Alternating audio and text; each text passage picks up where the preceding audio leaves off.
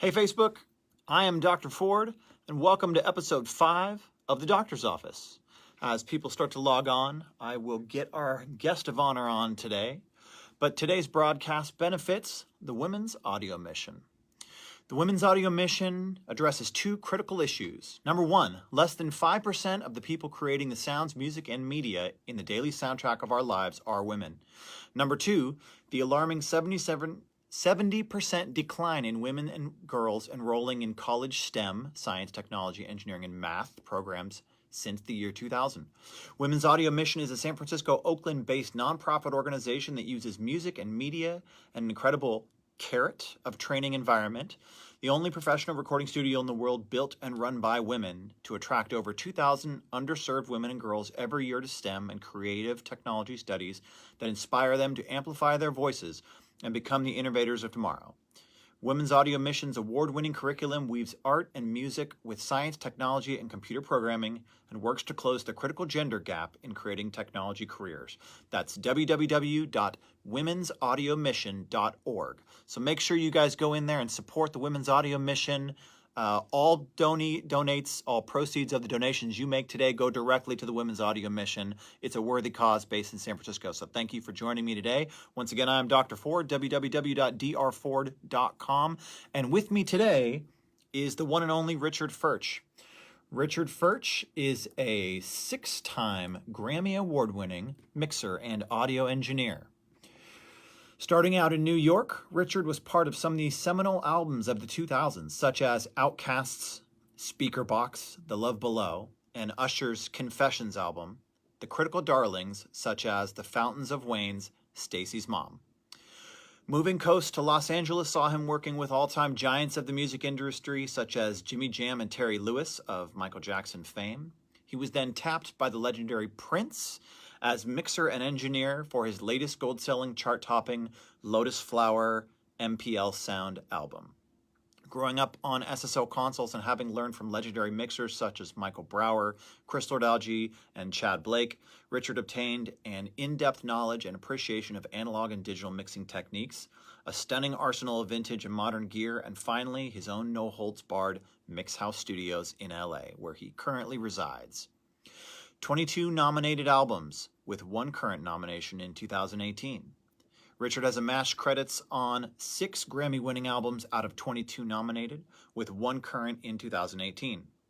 With 25-plus million records sold, including 2 diamond-selling projects, 500-plus million YouTube views, and over 240 album credits to his name, Richard continues to craft profoundly emotional mixes with exceptional sonics and ecstatic clients for the likes of Frank Ocean, Tyrese, BJ the Chicago Kid, Leela James, India R.E., TGT, Chrisette Michele, The Weeknd, Ledesi, K. Michelle, Shaka Khan, the Isley Brothers, Patti LaBelle, and many, many more. Today is going to be a fantastic episode of The Doctor's Office, so without any further ado, let's try and get Richard on and start asking him some questions. All right. Now, Richard, I am trying to get you on, but I'm sure you're watching. As it says, I cannot add you in because you are not on a mobile device. So jump to your mobile device and I'll get you right in.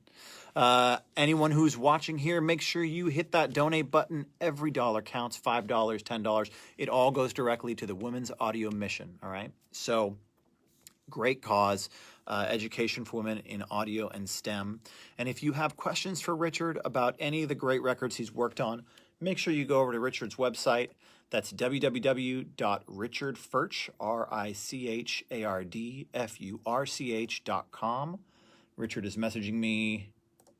Let me check it one more time. Try and get Richard on here. Rich, can you request, if you're watching, can you request joining in? I cannot add you in right now. For whatever reason, it's not letting me add you in. I know you're here, but there's something, it's just not letting me add you in. Oh, there you are. Approved.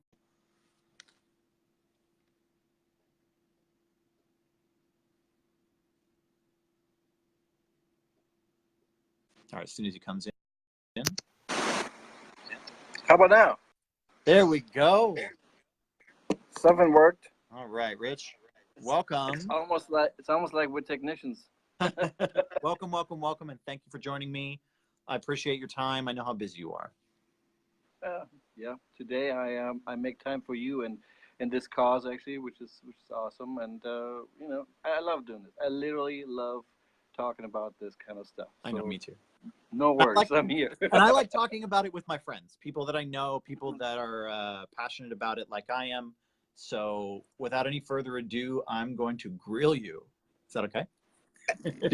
No, please do. I'm just looking for a good frame for my face here. Well, okay, so you look good to me. I've got you on a side-by-side, and I think it's working. So, okay, first thing is that I know you just finished a masterclass for your own website. So why don't you plug that and tell me about it? Yeah, of course.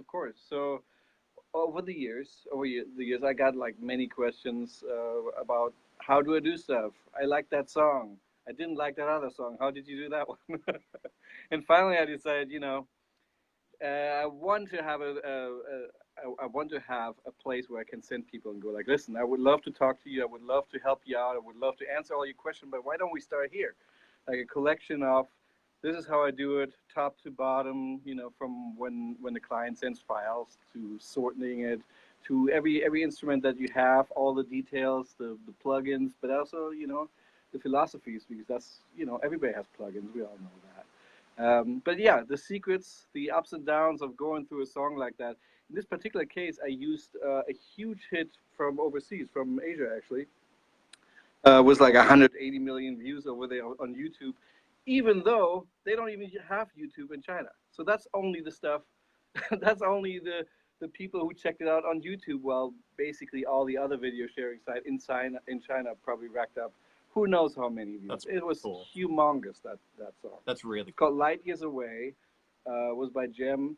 So, and I tell everybody, if you're a Chinese person, this is perfect. You know the song inside out. I know it's a hit.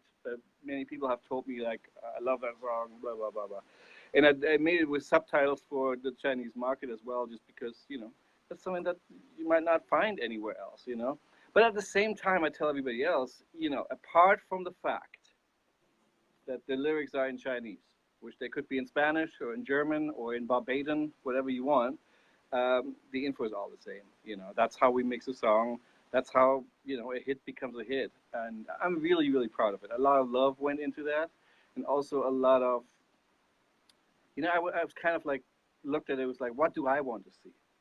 Like, if I were the guy saying, like, I want to learn from Richard, what is it that I would have wanted to see? And I think it's all there. And actually just today, I can't show it right now because I'm sitting in front of the studio, but just today I filmed a little bit of an update. Basically, people asked the subscribers, I was like, listen, send me all your questions, whatever you might want, and they did it, and I just added a couple of more chapters saying, okay, if you guys want to know this, a little bit of a service there. So it has created a little bit of like a community where people are just able to ask me stuff, but then they ask each other stuff, and I'm just, that's actually what I wanted to set out on, because like the whole thing is, yes, like you said, I do have records to mix, so I cannot all the time answer stuff, even though I love getting in Facebook discussions about this, that, and the other. That's all fun. But if we can like find a common ground and say, well, I have these questions, well, I have these answers, and then if you still have those questions, let me know. So anyway, the short part on that's on my website. It's richardfurch.com. There's a tab called Masterclass, or you can do just / Masterclass. And actually, I was trying to. I know we're doing this Facebook with the whole idea of also raising some money for the Women's Audio Mission. So I actually made a thing in there too. So if you want to check that out, and you go to the checkout and you put in a little code in there, Women's Audio Mission, which is WAM, all lowercase, and then 2019, you get $5 off, and I'll send them another $10. Like find like all avenues need to go to help these guys out. They're really doing a great thing, and that's why we're here, really. Not because I need to plug my masterclass. Sorry. No, that's great. Look, this is your new product, and it directly benefits the people we're working with today to benefit. So I'm with it. Okay, so Rich, is this accidental or on purpose? I don't know. Leave it on your I'm not doing And branding just today. leave it here to do a little party. So Starbucks, if you hear me, you can also make a donation to these people. That would be great. And I'll take a bunch of coffee. Okay, so I like to get away from talking about compressors and EQs, and I like to talk about the person behind the desk instead. I think there's a lot of Love it. content out there that's sort of the Mixer 101 stuff, and I think what's really working with these broadcasts are two things. One, getting people excited and passionate about mixing in general, producing and mixing in general, and two, helping people with strategies they can improve their careers both as producers and mixers, but also for the artists that are watching out there. So it's tricky because folks like us don't often get out of the studio and we're not labels, but we do hear stories and we do know things. So I'll just encourage you that at any point, if you've got strategy tricks and things that directly speak to helping people evolve, that's what I'd love to hear.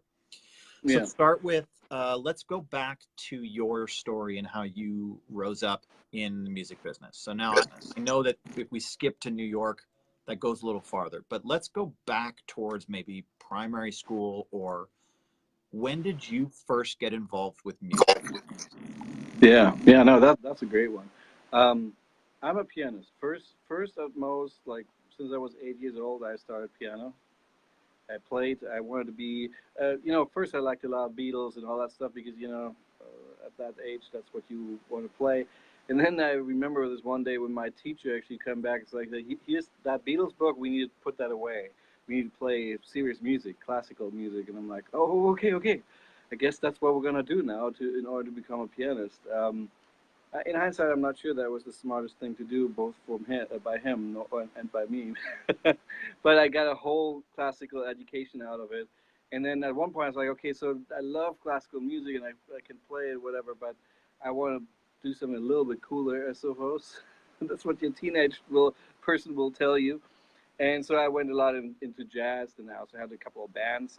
Every kid, I'm sure you had a band or two when you were 15, 16, 17, because why else would we end up here, right? Everybody wants to be a rock star. If you show me somebody who doesn't, then that's a lie. Come on. We all wanted to be on the stage, and we all at one point decided, well, maybe the better use of my time and my knowledge is the other side of the glass, so to speak. But we all started there. Everybody played in some bands, better or worse. Mine were like, some were better, some were worse. I had a punk band that was pretty bad, probably. But I mean, that's part of your upbringing. You just And this don't was know in that Germany. exactly. This was in Germany, yeah. Okay. And then basically, I graduated from high school, and everybody was thinking that I would become like a language expert because I learned a lot of Latin and Greek and Hebrew and all that stuff. I'm like, no, I'm gonna become a musician. So they were a little bit. I mean, they knew I was playing music, but they did not know that that was really what I Okay, wanted so to go at for. that time in Germany, and you can tell me the years here, um, how supportive was Germany of musical education in a more contemporary context, like non-secular? You know what I mean? See, you. Wow, this is funny because we haven't talked about exactly what the questions would be like, but that hits it on the nail why I am here. The problem in Germany is, well, it's not a problem, but it's just that's just what happens there. They have fantastic education. It's free. It's great if you want to be a classical pianist, if you want to be a conductor, if you want to be a jazz teacher. I mean, they have everything you want. But if you're a person like me at that time, playing in bands, programming drum and bass music, which is what I did a bunch of, um, being deep into sequencing and hip hop and all that stuff, they're like, I mean, that's all cool, but we don't have anything here for you as far as a career goes, you know. So, so uh, I basically figured out pretty fast that if I wanted to make the music that I'm actually a fan of, or at least be anywhere close to that, I would have to emigrate, and I uh, I started in Berlin. That's where I'm from, at the SAE Berlin for School of Audio Engineering. A little bit to get my feet wet, like saying like, okay, I'm a player, but I understand a studio wouldn't hire me for that.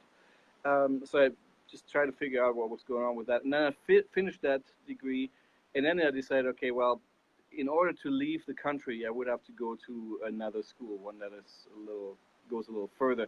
At the time, that was the big ones were LIPA in England, which is the Paul McCartney's music school in Liverpool, and then Berkeley. And so after visiting them, I was like, okay, well, I guess I need to go to Berkeley, and that's what happened. That's kind of where the story continues, because just like you said, like, you know, where they were not embracing me that much, and then the problem was, you know, there you could be a pianist, but you would have to play auditions that were not particularly hard, but it was just they only took 4 people a semester because everything's free there.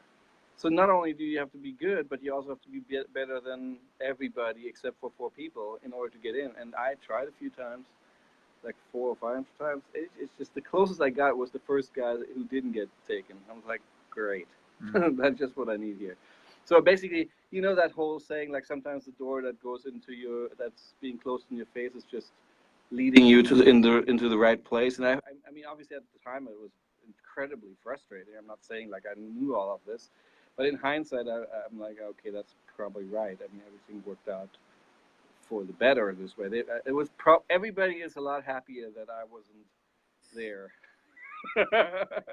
So, and in Berkeley, which is just such a magic playground of a school, basically they say, oh, so you're a MIDI master and you can do synths and you can do you can play piano, but you also compose and this. Like we have everything for you. Like they have a synth department, they have a production and engineering department. They just had the solution for what I was looking for, and so I went. You know, that's exactly. Yeah. How obviously Berkeley is what brought you to America then the first time. Yeah. So then, would you recommend music education for those people coming up? Ha! That is such a loaded question these days, right? It is. I love. I mean, obviously, this question comes up all the time. I tell you this. I'm a service provider, right? Like I'm a creative artist, but my job description is I'm working on other people's music. So that makes me, at least half of it is a service provider. Yeah, I hope they like what I do, but in the end, you're being hired for something. I have this feeling that somebody who's doing similar things to what I do should go to school to an extent and learn that craft, because there's many things that go past just, well, am I a good engineer? Like past the idea of like what mic goes on what, etc. The interfacing with musicians, the interfacing with people that might pay you bill, or just basically a hierarchy of people that you have to answer to, which happens in school. Don't forget those midterm papers and all that stuff, right? That to learn all of that stuff is very, very, very important. And so would I say that there's a lot of information that you can get about engineering by itself? Like you mentioned earlier, engineering 101 and maybe even engineering 201. Yes, of course. And actually, there's many sources where you can say, well, hell, that's whatever you see in this course, in mine too, but in many courses, it's like, that's actually how records are made. There's no secret here. Like, I mean, sure, we talk about what you consider a secret, whatever, or a technique, but it's not like, oh yeah, we're only gonna show you the little stuff and you're never gonna get shown the cool stuff, right? So the information of engineering, the information of making records, because it doesn't have to be only engineering, is out there. That's right. But will it be funneled into you as well as it should be, and will it make sense in the sense that you just have to live in this environment of everybody else trying to make records too? That is the job of a school, I think. You know, to put that in perspective. So my answer is basically, can you learn this on YouTube? Yes, you can. Will you be pretty much rough around the edges? Yes. Will you be in a situation where you wish you had maybe taken yourself out of the game for a couple of years and studied it, to be more prepared for this one thing that might be actually pivotal in your career? Absolutely. And then at the same time, even with that knowledge, I mean, even with going to school twice in my case, of course there's days when I go like, what the heck happened? And that's just because this industry is changing, has always been changing. It's not like there was a good old days or something like that. No, it's constantly in flux, and it's going into a new kind of situation. We're not even making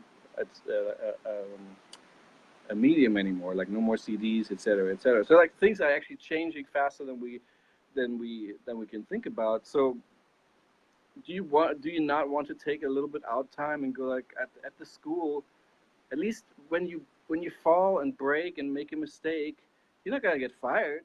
You're not gonna get a bad reputation. I mean, you know what I mean. You're allowed to make a mistake, and actually maybe it's even invited to make a mistake, right? I remember one really awesome thing. A guy, it was a post-production class, so music for videos, and there was a final, and we were supposed to do something in a very specific amount of time, like 10 minutes. There was a test, and he gave us a thing, and he's like, mix this really quick. Like, it doesn't have to be perfect, but you have to be done because that's the time that's allotted. So we do this stuff, and it was a time when you still had to move stuff from, I don't know, beta or VHS, or I don't know. I mean, it was definitely a time code striped videotape format, right? Into Pro Tools and make sure the sync works and blah, blah, blah, blah, blah. So then you're fast on the keyboard, and you make it happen, and he's like literally there with a stopwatch, and it's like, time's up. The fingers from the computer, and I'm like, and I was like, oh, I totally killed this. This was awesome. And the guy's like, so did you do well or did you do badly? And I'm like, I think I did well. And he's like, well, just press play. And so I pressed play, and sure enough, the stuff sounded good, but it was totally out of sync. And I was like, I'm like tracing my steps back in my head. I was like, I know I did this right. Like I'm good at this. I learned I was really perplexed. And it's like, he's like, well, the lesson today is I wrote stuff on this paper that was a lie or a mistake. Like basically you couldn't get it right because the information you've gotten was somebody else in the chain basically messed it up. But because you didn't check, you believed everything is the way it is when it is not, you failed your project, right? Which is something that can really easily happen in real life. And actually, for that matter, most post-production projects do have a sync issue somewhere in the life. I mean, that's just my experience. Anyway, but what I'm trying to say is like, this is the kind of lesson that I will never forget, and that's why I'm telling you. And this is the kind of lesson that you can't get anywhere else. Like maybe in the field now you might have lost your job just now, right? There you learn something maybe for life that goes hopefully further than just a sync issue. Who cares? Yeah. I have a similar story that I won't go like super in depth, but basically I'm not a live sound guy. I never really learned that. Nobody ever really taught it to me, although I can do it now because I get it. Yeah. I remember when I was in college at MI, Musicians Institute in Hollywood, California. Yeah. And I was doing the recording engineer program, and I was moonlighting at a recording studio, the Mint. And the Mint had two locations. We had the back room, which was the studio on a Neve 8026, which was awesome. Oh, that's cool. And then they had the front of house, which is the Mint on Pico, which is the jazz club. And so at that point, they had lost the liquor license. This was in 2004, I believe. And so it was not an open jazz club. So it was basically our playground. We would record drums in there and just kind of snake all the audio back to the studio. So I went in there one day, and Roby Banerjee, who was the lead engineer, I was the night guy. Roby kind of taught me the ropes, had set up a band, and he was just letting his friends practice on the stage in the Mint. And so I went in there to start my shift, and I walked in, and Roby had changed all of the settings that I had set up for recording. And so I walked up, and I was looking at all the settings, and I was like, these are all bad. And in my head, I thought to myself, the graphic EQ for the speakers and all this stuff, it's wrong. It was all like all the subs were dipped out, and there was weird cuts. And I was like, what did you do? I had this perfectly set up for recording. And so as the band is practicing, I changed the EQ curve on the graphic EQ and caused all this ridiculous feedback. And I didn't understand that, sure, the curve that was coming out of the speakers probably was the curve I was thinking of in my head. But me changing a curve that a professional had set up that made sense to the context of what was coming out of the speakers, he was fighting feedback, and he was fighting resonant notes and things like that. and I just totally fucked up, excuse my language, I just totally messed up this band's practice, and they had to stop practicing, and the guitar player literally came out and like slapped me around a little bit and reset all the curves. And it was funny because had that been a real live experience that someone was paying me for, and I guess I mean like an actual front of house experience, I would have been dead meat. Luckily, it was just a band rehearsing, and so it was fixable. And but it was so funny because the concept didn't make any sense to me at the time, and I was such a neophyte that it didn't make sense that anyways, I think I've covered it. So I guess your point is absolutely astute. There's a sandbox that exists in a school mentality where you're allowed to make these horrible mistakes that you could never get away with in your own life. You have to get through those. And so I think that is the benefit of school, is what you said, being able to make those mistakes. So that's a really good lesson for everybody watching. I'm sure we can all talk about our mistakes all day. I've got more I mean, than some are funny. Some are funny. I'm not gonna say another one, but I'm just saying, like, you know, there is probably something to be said that your most stressful and embarrassing situations, those are the ones that will always be with you. And I'm not saying that in a bad way, but just like those are the ones that you remember most. Yeah. Right. And I think there is something said for that. And then, you know, plus the things like the teachers above you, they've been there in their set of WTF moments. And Mhm. if they're good at what they do, then they will hand those down to you and go like, you know, that's crazy. And okay, I have to say one because it's awesome. There was also a test actually. We'll also never forget that. This is a shout out to Carl Beatty, who is he was my teacher at the time, and now he's in a bigger position at Berkeley. But he wrote in a question on a test. He says, "Okay, you're on 24 track. You just finished the take, like the take. Everybody's like, we did it, whatever. They're coming into the whole band comes in the studio, except for the bass player. He's like, hey man, I had this one note I need to fix. Can we quickly do that before we listen back?" And you're like, yeah, because you hot stuff in the seat, you know. And in the question, this is all theoretical, right?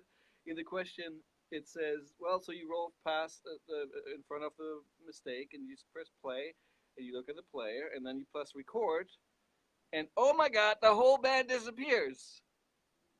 And then the question was, A, what did you do wrong? And B, what are you going to do next?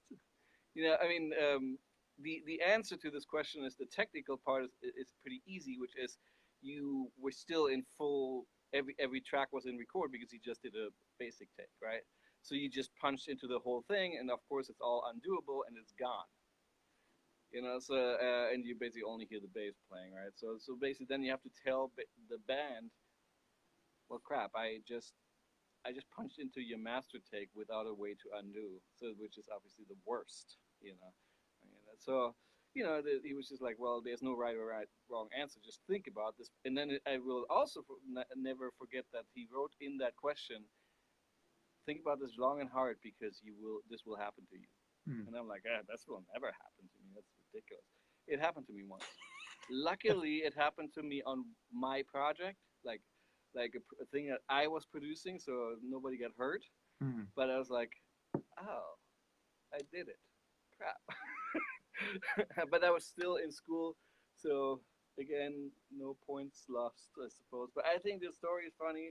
These things are things that are ingrained in me, and they Mhm. make me a better engineer. So all of that being said, do I think one should go to school? Yes. Do I think one should go to school twice for it, like me? Maybe not. Okay, so you leave Germany, you fly to America, culture shock. You're immersed in America for the first time. What was that like, just for a second, being a German citizen? Now you're dropped into America for the first. You clearly, I'm guessing you spoke English pretty well at that time, right? Oh yeah, What was always. it like having that culture shock? It, I don't want to say it's a culture shock by itself, like because we don't forget I'm landing at Berkeley, which is a very international place. You know, actually, I mean there were a few Germans, but there were also a lot of Japanese people and from all over the world. So maybe that buffered it all a little bit. Everybody had a little bit of a different way of looking at things, especially music, of course. And but there were things that I had to come to terms with. My now wife, who I met there, introduced me to peanut butter and jelly sandwiches, and I'm like, "Are you serious? Like you put that on the same piece of what?" Like I actually remember I tried it once and was like, "No, we're never gonna do that again. Thank you very much." Now I sneak some bites from my daughter from time to time. But no, it was not that crazy. And because we're in music, like basically, I had researched jazz history, which is obviously not the history of me anymore. But I was deeply in like, okay, imagining yourself in New York or in LA and playing, um, and then dying at 32 from a drug overdose. That seems to be the regular thing to do, right? Of course, my parents are right. What are you doing, Richard? You gonna be a jazz musician? No, I'm not gonna be a jazz musician. Though I love the music, I love the players. But that was a time that I always say that to my mother because she's like, do you feel bad about not playing piano all day long? And I'm like, no, this is what got me here, and it's not like I don't play. I just don't make a living on it. There's a huge difference. Same with you. You're producing records, but you're playing too when you want to. Hmm. That's actually a beauty. It is I a beauty. don't have any regrets there. So if you're just joining us now, of course, I am Dr. Ford, and here today is my guest is Richard FURCH, six-time Grammy Award-winning engineer and mixer at a mix house in LA. Today's broadcast benefits the Women's Audio Mission, so make sure you jam that donate button. $1, $5, $10, $1,000. Anything you can give helps. It's a noble cause, helping get more women as producers, mixers, and audio engineers. They're very underrepresented. Only 5% data says that we've only got women at 5%. So we're going to work to change that and bring in some amazing creatives back into our field. So between graduating from Berkeley, Richard, and your successes as they began to pile up in New York, what was your journey like grinding out your first successes? That's a good question. I It was awesome. I graduated top of my class, summa cum laude, like that matters, and went directly to New York, and had like the hookup, as in like the boss of the department, hooked me up with the meeting at Right Track, which was my number one studio I wanted to work at, and I had a glorious interview where the guy even called me Barry Bon Jovi. He called me. He's like, "You're really gung ho," and I'm like, "Yeah, that's me. You want to hire me?" Sure enough, I did not get that gig. No, it was funny. It was like I was so prepared for like, let's take New York, that the fact that obviously they weren't exactly waiting for me was not was pretty much a shock. It was pretty funny too because now in hindsight, it totally makes sense. It's not like the guy actually told me afterwards. He's like, it's not that you were good or bad or whatever. We were just not looking for somebody at that moment when you Hmm. arrived at our footstep, and so sorry about that. So I took another gig because I didn't actually want to not have any gig, right? So like I started another studio called Streetlight, and then from there I went to Sound on Sound. And this all happened in the course of like 6 months. I became a runner and an assistant, etc. It was fun. Minimum wage was 5.50, so that's what I got in New York. That sucked. I mean, sorry. Thanks for my first employers to take me on. Appreciate that much. No, I mean, what I'm saying is like it was bad money, but it was exactly what I wanted to do, so it was all good. And then actually later, Barry Bon Jovi is like, "Oh, so now we might have an opening." And I'm like, "Well, now I am a staff assistant at a 4-room facility that is awesome. I can't come anymore." So I never made that leap to the studio that I actually wanted to work at, which was fine. But then you're like, and you're in Times Square, literally. I mean, this is like 1 block away from Times Square. You have this exposure to the jazz records of the time. John Patitucci was doing a lot of stuff there, and Huey Kane, who's a pianist, and a bunch of really, oh yeah, and Marcus Miller, of course, because I worked on that stuff. So it was great. During the day, we were making these records, stuff that I would have probably been a huge fan of just a few years before. Then at night, it would be all hip hop because this same studio was in the same building as Daddy's house, which is Diddy's studio. And so their overflow went into our studio. So at night, it was hip hop. During the day, it was jazz and jingles. it was like the best education you could ever think of.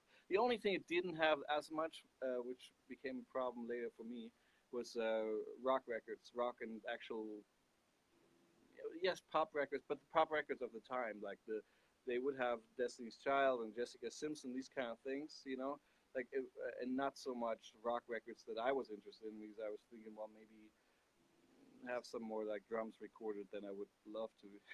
So why did it become a problem later on? Because I'm gonna say this very straight.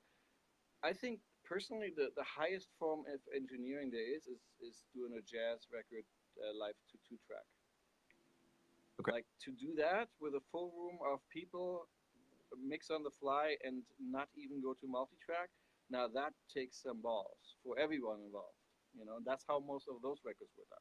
So that was cool for the knowledge, of course. On the hip hop side, though, from an engineering point, hip hop is not that interesting to do. You know, like especially at the time, everything came out of an MPC or a Roland 2080. Sorry, yeah, 2080. That's what it's called, right? Yeah, I think so. Like these things. So basically, you wait for hours until the producer made the beat, and then you basically lay it down, synced to a two-track. Synced to a two-inch machine, or Pro Tools was just still coming up to be a daily thing. Like actually, when I started, this is 2000.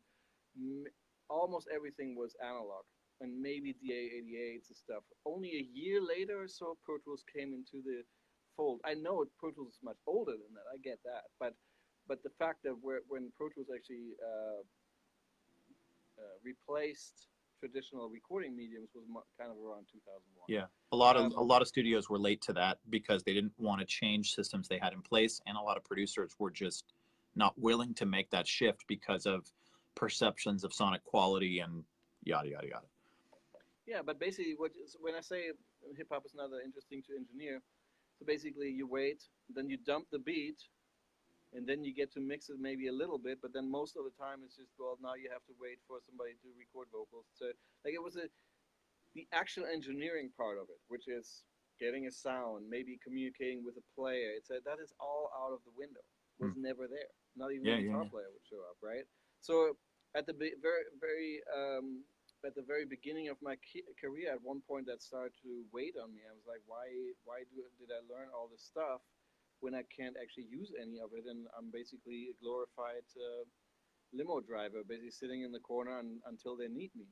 Now, I'm not necessarily believing all of that anymore, right? But that's what I believed strongly at the time, and part of the reason of being an assistant engineer was not just I need a gig or this is the step or whatever, but the other thing is also this is my continuing education. And at one point I was like, listen, I haven't, you know, I wanted to record some live instruments, make some rock records, whatever, and that didn't come through. So that actually it started instilling in me and a thought of like maybe this is not quite the right place, you know. So I actually quit my job because of Pro Tools. Thanks, Avid. Because all of a sudden all these Pro Tools engineers would come in that would get the gig, would be paid 10 times as much as me, had not much of an engineering background, and actually were also a little poo-pooed, as in like you're not really engineers, you're just Pro Tools editors. And I'm like, well, I don't need to assist somebody who is not a great engineer. And I'm sorry, there's obviously exceptions. Like Chris Shaw is an amazing Pro Tools guy, but he's also a great mixer. He does a lot of different stuff. First hip hop, and then a bunch of like more Americana kind of stuff, and Weezer and what have you. So like great engineer. There's the exception, but very often I'm sitting there in the corner going like, this guy is getting the $100 an hour to fly a chorus, and me, I'm punching a cable for 550. There's something I can't, and I can't learn from the guy. I have to like save him because he doesn't know how engineering works. So I was like, I needed to get out of there, and then basically I quit and decided, well, am I gonna be now the Pro Tools guy because I actually happen to be really good at it, or am I gonna go for like, but I want to be an engineer? And that was like, it was a mind fuck at the time. Mind mess at the time. You're allowed to swear. I don't care if it's I'm PG-13. trying not to, but I know, but I'm trying not to. So sorry about that. But basically, like now I'm like have these choices. Am I selling myself as a Pro Tools engineer, a Pro Tools guy, whatever, or am I trying to go for a real engineering gig? And there was a difference at that time, most definitely. I mean, somehow I huddled it together out of everything. I mean, whatever. We all need work, right? Um, so I quit. I quit. I did. The studio became my management, which was super lucky. I'm actually that probably saved my entire career right there because you quit. I actually quit with a list of clients that I had impressed that we liked each other. I quit and then I gave them all a call saying, "By the way, I'm freelance now. You should hire me, and we should go back to that studio. Of course, I love it." And I swear, out of 40, 50 contacts, not one called me back. Hmm. It was a very fun moment of crap. Did I just quit without a safety net, and now this is happening? Why do you think Um, that is that they didn't call you back? I never knew. I mean, in many cases, like from what I know now, especially when because you have to promote yourself everywhere on the internet, whatever. It's just not as many takers, as in like. Of course, I met them, but they also had people there. Like it's kind of like that. Then the other thing is, like with Barry Bon Jovi, if there's no need right now, they're not gonna hire you. Doesn't matter how good you are. Hmm. So your need of getting a gig or having a job right now doesn't meet in the timeline of what they need, and so there's no gig. It doesn't even mean anything. And then at one point you're then too busy, or they're too busy, or they met another guy. Like it's not. It makes much more sense to me now than it did then. Hmm. But the studio basically hired me back as basically I became their client on the management division, and they gave me some work that came through their doors. And so basically by quitting, I kind of promoted myself to engineer. So I must say, in hindsight, that was probably one of the luckier things, and probably, even though I didn't notice it at the time, probably one of the most crucial things that could have been make or break. Because what if they hadn't done that? Where would I have had to start over? I don't know. I guess we'll never know, and I guess we'll hope we never know. So you quit. You were able to kind of parlay that into some freelancing at a higher price. Is that kind of in the timeline that led you to your first critical success? I would say so, yeah, And which because this one is was this that? is so. Let's put it this. So I quit in July 2001, just before 9/11. That was not a good timing either. So you were Um, there in New York at 9/11. yeah, I have the very questionable, weird thing going on that I was in Berlin for the fall of the Berlin Wall and in New York for 9/11, Wow. which I always tell people. I feel that that era between those two events it was a Western golden age that has happened that ended with 9/11. How did those Anyway, two that's how did those two events affect your soul on like a real level as an artist? the Berlin one was complicated because I was young. I was 14 when that happened, so probably didn't fully understand it. And being in West Berlin instead of in East Berlin, it was probably something where it didn't affect me as much, except for a while now there's all this influx of other people and other opportunities and other musicians. That's cool. Um, the 9/11 stuff was a totally different one where where your world just gets shook because you live in I lived in New York, which was kind of almost felt like you're at the top of the world. Doesn't even matter. Again, at minimum wage, I feel like I'm in the right place in a great place. This is where music happens. This is where life might happen for me for the whole, And then it gets shook by, oh, except for you could wake up and then half the city is gone. I mean, sorry, the World Trade Center is gone, just like that. And I saw it from. I was supposed to go into the city, and saw it from my Brooklyn apartment, basically. And I didn't realize what had happened first. It's like I gotta go to work, and then obviously that didn't happen. But it was a totally different thing that shook out.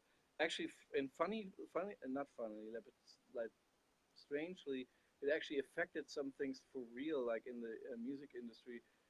We had worked on a record called for the band The Birth Pipe. Hmm.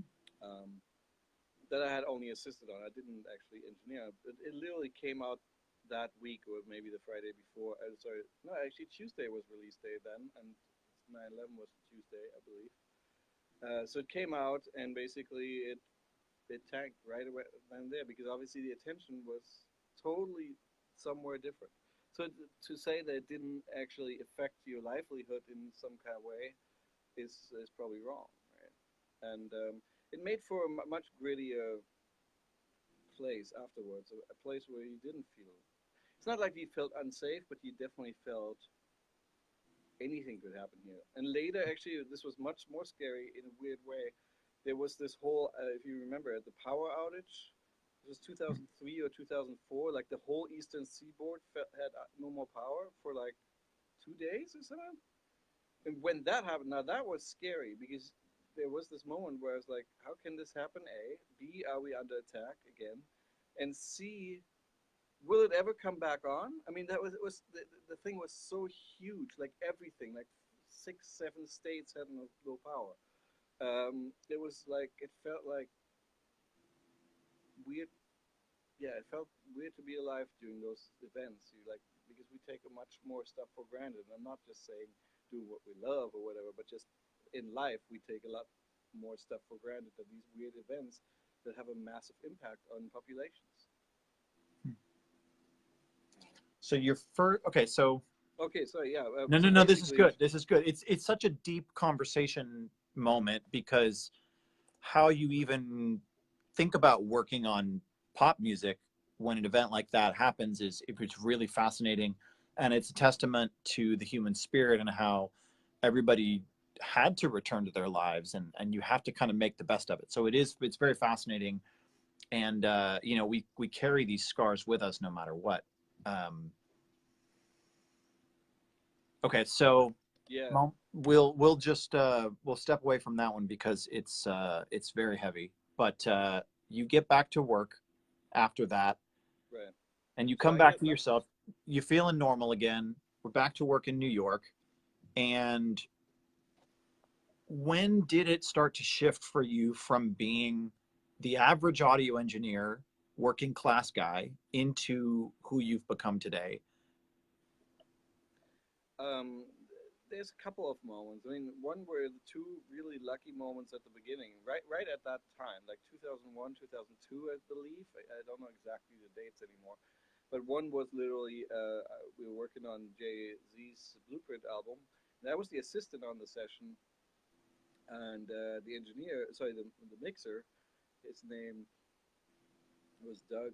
Um, oh no, I'm blanking on the last name, which I shouldn't. It's just momentarily. Whatever. Okay. His name is Doug, and I will get back to his name on that.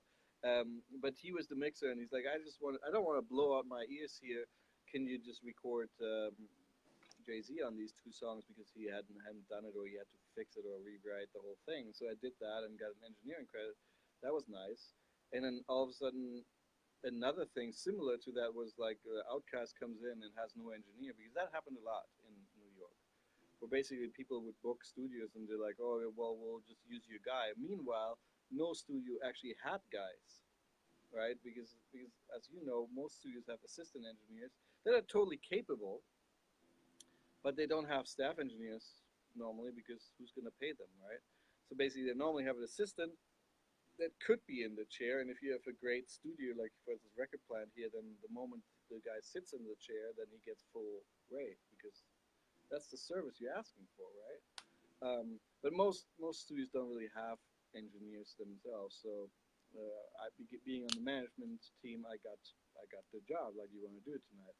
All of a sudden, you have Andre 3000 there and Rosario Dawson recording on this song called "She Lives in My Lap," which is a beautiful song, and a couple of other songs too. And there was a lot of serendipity with these moments, and and then what I tell people all the time. So how come you do so much R&B and pop and well, urban music too? And I'm like, well, because one success chooses the next one. Hmm. Like one success. Oh, so now we can write on here. Well, he worked with Outkast, or maybe the manager remembers you, and bam, there's another what do you call it, another gig in the same genre. It's very unlikely you're gonna get a song like Stacy's Mom out of an Outcast session. You don't. You know, those are totally different things that happen. But but to make that connection, this is the way you ask it is interesting. The working class to the hey, something's actually happening kind of thing. To me, it's many people think success is kind of like this, you know. But I to this day think success is very much like this, you know. So like it's the days when you get the weird when you get the gig that will be more important on your discography, and there's those days when you just showed up and you recorded Chinese lute music. I'm not nothing against Chinese lute music. I'm just trying to say that I cannot put that exactly on my discography. Yeah, yeah, yeah. Well, I could, but I don't think anything would come from it. You know, so the point is, you putting these days together, and you're most flexible at all of them. And this is something that I'm very thankful for this particular studio. The education there was so wide that I just got a call yesterday. Actually, can you record a big band? And my answer is yes, sir, because I can. And even though I mostly mix these days, I will do it because the people are great. The involved people are great. I know the mix gig will come out of it. It's gonna be a hell of a lot of fun. It's gonna be like 40 players. It's gonna be awesome, you know. And that's what I remember most about doing all of this. I'm like, I wanted to be when it was clear to me that as a player I couldn't be hired by Prince or Marcus Miller. That's when I realized. But as an engineer, if I put in a lot of work and dedication, I probably can because I believed in myself, and it actually became true. So that's good. But at the same time, I now feel that I am a cat as part. I am a cat of like of musician style cat, but my instrument happens to be being the engineer and playing the console. That's how I fit into this picture. My job is to make musicians sound great.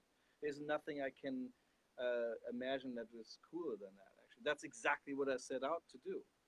Um, so so these days we have to pigeonhole a little bit ourselves. Like for instance, what things that really made me go into the person that I'm right now is just deciding that I'm mostly a mixer. That I don't have much time of engineering, but when I do, it's with very specific thoughts in mind about the music, the people, the outcome. The I'm gonna basically promote myself by doing it. Not sleazily so, but just because I did a good job. All of a sudden, there's 40 people who saw me. Now, hopefully, one of them needs a mix later, right? So even tracking directly can lead to a gig. So all that being said, is the being well rounded in these things will keep you in the loop of projects that need to be done, that will finally lead to the projects that are great. Now, is every project great? No, not at all. But I normally believe that in every project that is, for instance, not quite as great, there's normally a person in there that is great. Like a reason for this. The reason that this project comes into your life is because there's a solid person in there that remembers you, or they need it solid, maybe, as in like they need to be helped out of a situation. Help me get through this project. I got myself into something, you know, and you come out the other end, and even though the project itself was not the best, the connection you made was still good. You know, and that's really important. Like being just out there doing that, and that's why I gladly will record this big band. Well, and those relationships and those connections you make oftentimes have year payoffs. I mean, they're not oftentimes like something that you even see come to fruition in the same calendar year. It could be years ahead of time where someone circles back to you. You know, I try and tell younger engineers that our businesses are very seasonal. You know, and when an artist comes in, we may have them for a month, 2 months, 3 months, and then all of a sudden the project's over, and then they go out and they're gone for quite a while before they come back to us. Hopefully they come back to us, and then we get to have them again for a season. So it's interesting because you definitely seem to be holding your head in the right direction, that the interpersonal relationships you're developing at every stage, you're farming those for future dividends, and that is very important. Yeah, What I actually, find, let me go ahead. say something really Yeah, yeah. quickly to that thing, because I'm doing a project right now that has not the, that's actually also a kind of a charity thing, where we're trying to help put a bus together in Australia, actually, to gut a bus. I saw And the photos for that. yeah, it is really cool. It's on the way. Will be one bus, maybe two, depending on on funds, etc. We'll try to put a studio inside of there that becomes kind of like the John Lennon bus, I guess. Have a studio in there, have a little bit of a school. I'm gonna go down there, do a little bit of a masterclass thing. At the same time, I mean, this is for kids, so underprivileged kids in Australia. I'm not sure if it's going to be a master class or just a thing where you say, well, let me get you up to speed on this whole thing. And maybe there's multiple levels to that. But what I'm trying to say and why I bring this up is the person connecting me from that, he was my client in 2010. And we did a record. We did a record in Malaysia. I mean, we did it here, but it was for the Malaysian market. It did really well. Like, it was triple platinum over there, which I don't know exactly what that means in Malaysia.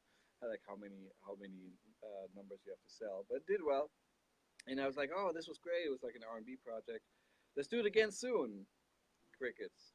Hey guys, let's do another record. Crickets. Like, I mean, not crickets as in nobody answered me, but more like, yeah, no, totally, but we don't have anything, this and that and the other. And I'm like, okay. After a while, I thought maybe that whole thing had run its course, but it turns out that the people in that project went different ways. One started a communication company, etc., or whatever. But the guy who's actually now putting this together, he's like, I need to talk to Richard about this, and this is how we're gonna reconnect. So yes, try to stay in that lane of like leaving the place a little better than you found it, and you just don't know. Most of the time, if you don't get the gig, it might not be your fault. I mean, unless you really messed up. But most of the time, it's just a lot of circumstances that could mean that you don't get the gig. But at the same time, when they need a person again, they might remember you because that was you get remembered as being the cool guy or the guy who took care of everything, or we really liked what he did, even though maybe it wasn't a hit. I don't know. I mean, even the most beautifully mixed record might just not be a hit, and that's the end. Sorry, that's just how life works. But that doesn't mean that you did a bad job. And so these to try to keep these relationships around. That's what I'm striving for that. So what I find really interesting about you had a chunk of Grammy wins between 2002, 2003, 2004. So it just went bam, bam, bam. And what I find fascinating is that they kind of happen in two lanes. You have all of these non-secular, or I shouldn't say non-secular, non-contemporary pop stuff, which is best gospel choir album, best Yep. jazz vocal album, best engineered non-classical John Coltrane jazz album. And then on the flip side, you have Stacy's Mom, which is what, pop punk, and then Speaker Box the Love Below, which is Outcast. And so you've kind of got these two things growing in opposite directions, which is fascinating. How did you cultivate that? How did that even happen? And then again, 2004, you've got best gospel choir album, Brooklyn Tabernacle Choir over Yep. here, and then you have Usher Confession on the other side. So you're living in two worlds. How did that happen? Well, I mean, to go back to it, that studio, when you have a four-room facility with all these different kind of genres, then and like 100-hour work weeks, um, you just get exposed to it all, like that. So Brooklyn Tabernacle Choir became a good client of mine. I went to the church to record their 300 member choir a few times, and then we did a couple of records with them, and they were just okay. So this fits together because it makes sense very much. It's something I tell people right now. It's harder these days, but I tell them this as an advice, especially when you come out of school. Where would you go? Like, what would be the first thing? This goes mostly for recording engineers, not so much producers. producers, I would say just make good music first of all. I don't know, but when you're an engineer, I'm trying to drill into them. Decide what genre you want most. Like what if somebody says you want to be a metal engineer, that's great, or an R&B thing, that's great. But make up your mind. I actually made a little bit of a mistake in a way. Like I was like, oh, let's just go to a studio that's super famous and get everything that we can, which is good for my education. But exactly what you point out, like there's also like a duality of paths there that is not that easy to put together. So what I'm trying to tell them is like, take the genre that you like most, and then go try to find a gig at the most expensive studio that does that genre. And why? Because if you're into R&B or R&B pop and you want to work with Beyonce, they're not gonna come to your bedroom. You will just never meet her. So where do you go? You go to the Record Plant or Chalice in L.A. or in New York, Jungle City or something like that. You go to the most expensive place that has that genre because that's where you will find the most desirable artist that you actually ever dream of. You know. So in a way, like going to this studio that I was, which was not the it was a bit expensive, as in it was top of the line SSL consoles, as in it was one of the big studios, but of course there were a couple of them who were even bigger, Hit Factory and Sony, whatever. But still, we're talking about a $200 an hour room plus engineering. Um, Only people who actually will go on to do great things will actually be able to book that studio. Mm. You know, so like a place like the Brooklyn Tabernacle, they were there every year because they put out an album every year, and every single thing was a great thing. All of a sudden, you do the same work you would have done for a less successful act, but because they are at that size and at that level, that's all of a sudden why you are becoming part of that Grammy crowd. And the same thing for Confessions, for instance, which is now a diamond album. Shit, that's amazing, that thing actually. But so the my day at what I explained earlier when I said I needed to get more engineering work, like actually I wanted to record drums, guitars, find more rock and actual pop or whatever. that's uh, that's what got me into that problem because I met Adam Schlesinger, who is of the band Ivy and Fountains of Wayne, and I basically I was like, take me with you. You have a rock studio. I need to find more of that kind of work. And so basically, I was moonlighting in two studios. Like I mean, sorry, not moonlighting because I was an engineer at that time. So, but I was engineering at night for hip hop stuff at Sound on Sound, and during the day because rockers don't really do night sessions that much. Um, with Adam Schlesinger and James Iha at Stratosphere Sound, so all of a sudden, I got this total, again, more of the education, but also these two things. Do you make Stacy's Mom? I didn't mix that, by the way. I want to be very clear about that. I record the vocals and did a bunch of editing on it. But that's how that happens. Basically, you are. That's why I say. That's why my advice is so important. I think because I didn't take it. Haha.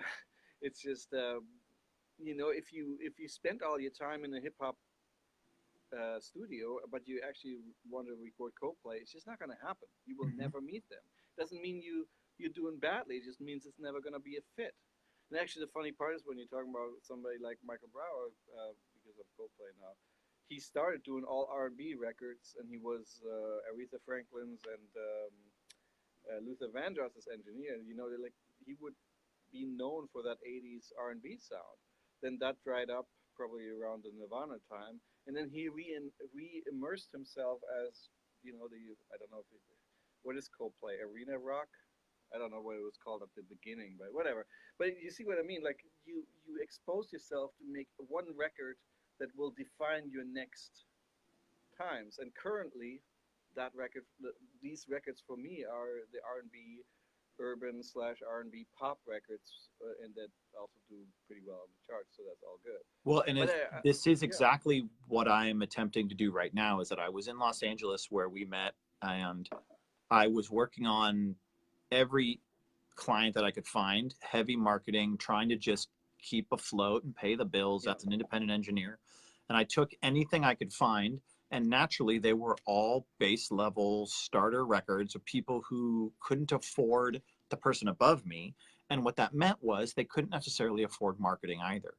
And so you've got people that aren't necessarily organically going to make a hit song that would launch my career as a producer or engineer unless they were viral, which is another conversation, or if they were discovered.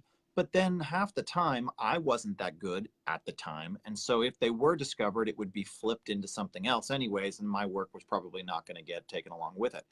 So long story short, when I made the choice to come to Nashville over a year and a half ago, it was because I wanted to chase excellence. I wanted to put myself in a position where I could hopefully, knock on wood, be the next hit country producer. But I can't do that from my basement in Hollywood.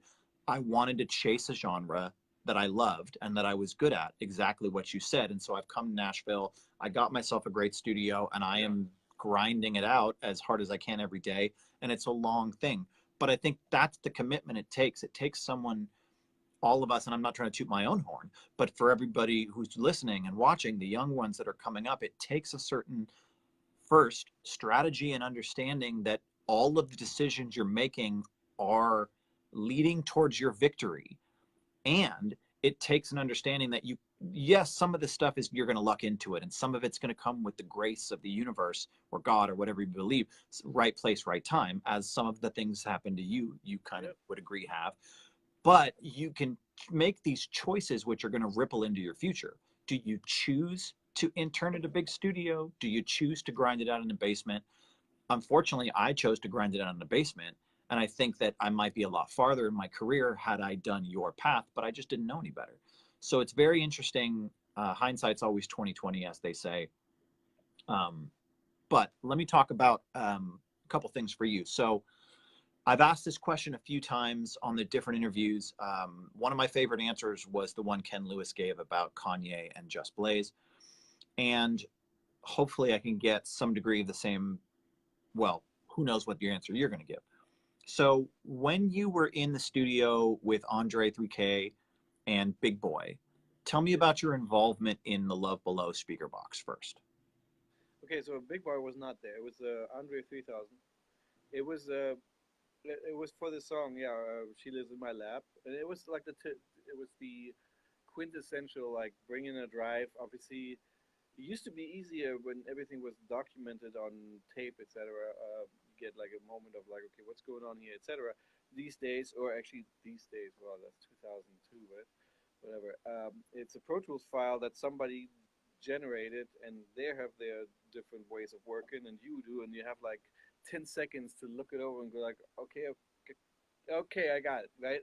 And then you start working on it, doing a bunch of editing, and then recording some new parts. I think it's guitar parts, and then definitely this. So Rosario Dawson is is a featured vocalist on that. So worked on that.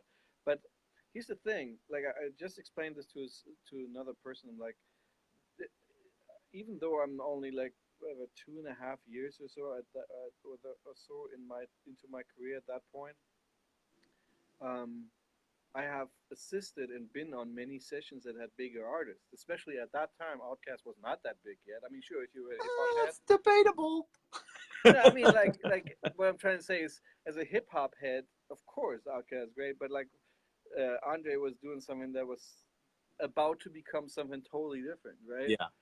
So not only was he very much down to the ground, which I assume he still is, but also from my side, I was not like, oh my God, I can't believe who I'm in the studio with. Actually, for that matter, my very first session I've ever done in a professional level was for DJ Muggs of Cypress Hill. Cool. And so now that, when I walked into that left me like, oh, I'm actually in a really cool place because I was a super Cypress Hill fan too. Um, so Okay, so to get back to the well, that's the question. Okay, so I've got kind of an understanding. So more or less, you were recording vocals and some overdubs. Were you acting in a vocal producer capacity at all, or were you strictly engineering? I was doing strictly okay, engineering. So Andre was self-producing. Yes, I think so. Okay, so yeah. Here's the question. Obviously, he's a genius. So, as you watched him do what he did, is there a lesson in the way he worked that you could cherry pick and teach us? Something special about Andre 3K that's different. Oh boy, I don't want to disappoint, but I probably have to. It's okay. I mean, the only the things I remember is his very very calm and diminutive manner, as in like very sorry, not diminutive is not the wrong word, but like a very like non-hype person, but a very much like I'm thinking about this music that I have in my head, and I'm talking to you, the artist, the sorry, the featured artist in this case, as in this is what I'm trying to create. But he seemed like a thinker, like somebody who like would sit through a take and like instead of like okay that's awesome let's do it again whatever, or even I don't know what I call this farming when you like take just a lot of takes and nobody really listens because everybody kind of figures out well I have to comp it anyway later, which is a weird way to work I think. That's not how I Um, work either. I like to think of it like punching into a tape deck. Prefer yeah, I you know what I mean? If that's not the take I wanted, I'm getting it. I don't want to comp. I want to comp as we're doing it, but that's just me. yeah, no, and that's I remember from him that he was more like let's do a take and then there was a little silence almost like the gears are ticking. Okay, one more time. Well, let's do this one. Let me move this phrase like both like just as the direction and also as hey Richard, can you move this stuff, whatever. But it was more that it was a very calm session because some of these hip hop sessions were the opposite. They were parties. I mean, whatever you heard about crazy hip hop sessions, I've been there, and some of that was a lot of fun. I cannot lie. It's probably like rock and roll in the '70s. We had a lot of fun. This was not one of them. This was a very, very deliberate sessions with kind people. Unfortunately, I can't say that there's anything particular to learn out of that, except for I liked it very much. Well, but I think there is because if you know The Love Below, and I do, I love that album. Uh, it's not a rowdy album. Obviously, there's a couple of songs that are upbeat, but there's a lot of message in it. There's a lot of depth in his artistic value of the interlude songs, and like "You Are the Prototype," such an incredible song, right? Yeah, Um, so it's interesting that the mood of those sessions directly reflected the vibe of the tunes I and could the see that. album. Yeah, yeah, I So could see that. so maybe getting your head wrapped around it as the producer and the person who is curating the session, maybe the lesson is to embody the energy of the record you're trying to make, something like that. I Maybe. dig that. Yeah. Okay, what I dig about that. I could only imagine that a big boy session that's called Speaker Box was probably the opposite. okay? So now let's go over to Usher Confessions. What was your role on Confessions? Also an engineer. I worked with Usher over the years a few times. He always pops up in different places. Almost, I did a record with Jimmy Jam and Terry Lewis later, and he did like a feature, not a feature, sorry. He did "Singing in the Rain." He redid that. I don't know. You can probably Google that. That's It's a cool. YouTube thing. He like rematched the whole thing, like video and singing, and I worked on that. That was cool too. That's cool. But yeah, no, on Confessions, it was just it was vocals. Yeah, mostly most of the urban sessions are vocals at that point. It was Mark Pitts in the room who's like putting together the last thing. I didn't work on this, but I heard yeah that day, like before I knew it was released, and it was one of those things where you go like, man, you if you ever listen to something like yeah, it's like that's a hit song, especially coming from Europe because of those stabs. They kind of sound kind of almost like the dance kind of thing. And I heard that just before we were finishing the stuff that we were doing. We were doing multiple vocal overdubs on different songs, and then uh, that was just a blessed moment. It's like, geez, this record is going to be huge, and because it's different. Not that's one of the cool things that you can take away from it. The Usher's Confessions was not just an R&B album that was just very good, whatever. It was very different. It was very forward What thinking. what I really remember and I listened to Usher Confessions 100 times. I bought it, loved it.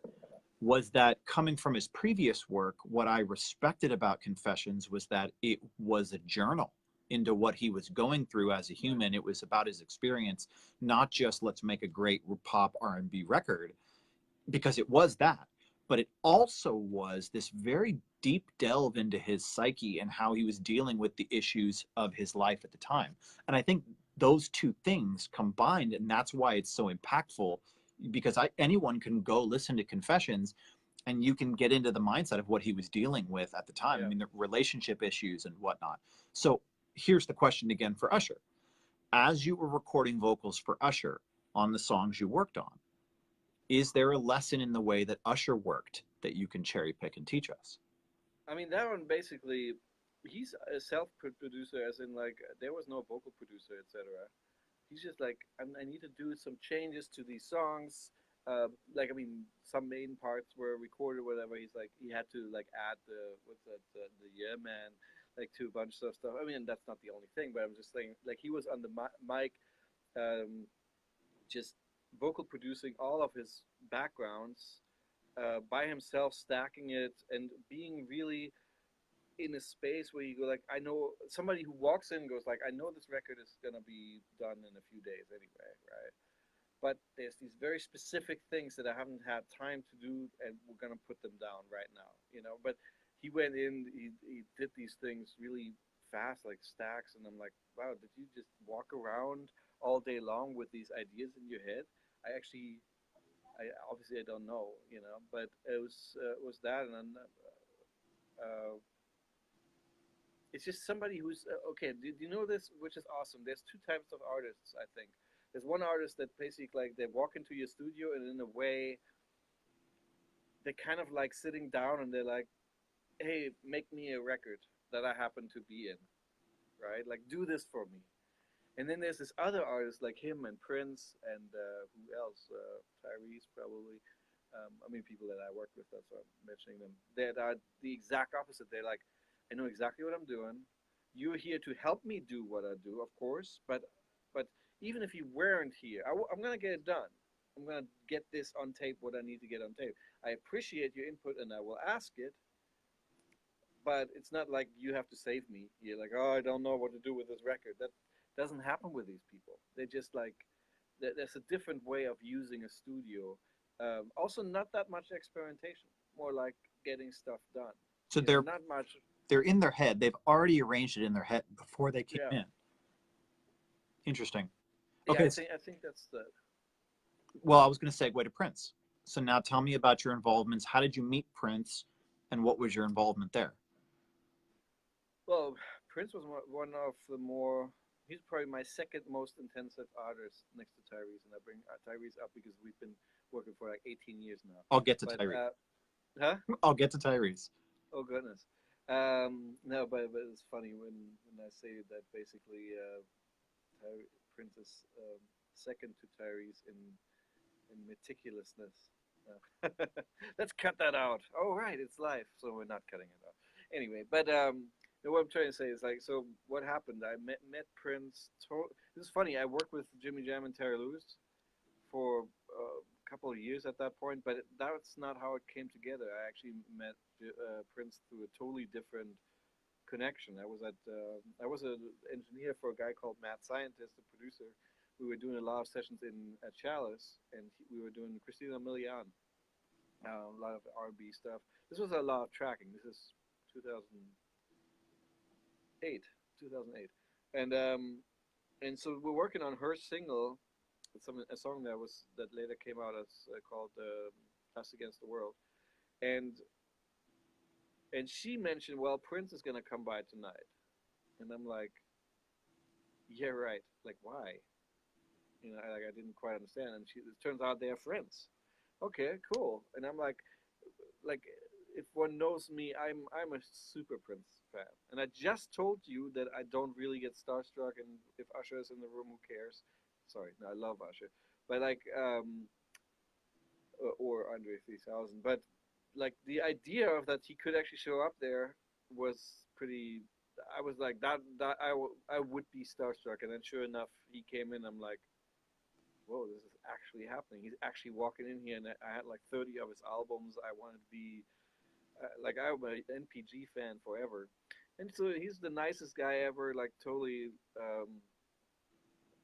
digs the vibe of the studio, and he's like, "So what you doing?" And she's like, we were just working on this song, blah blah. Let's hear it. I'm like, okay, cool. So it's a big room. This is the another thing that I actually tell people, like part of the reason to go to an expensive studio is because the big room with the expensive speakers and the great. I mean, that's where Prince might walk actually in. In every other not so great studio, you're just not gonna see him because even if they were friends, he's like, I'm not gonna go there. I'll see you at the club later, and you will never get that. Very very lucky thing happening, you know. But anyway, um, so we start playing the song, and I'm like, "Is this too loud for you? I don't know. You have Prince ears, maybe you don't listen loud. I don't know." He's like, "No, no, turn it up." Like, so we play the song. I mean, it was pretty damn loud in there. And then it's over, and he turns around and he's like, the first thing he says is like, "So who mixed that?"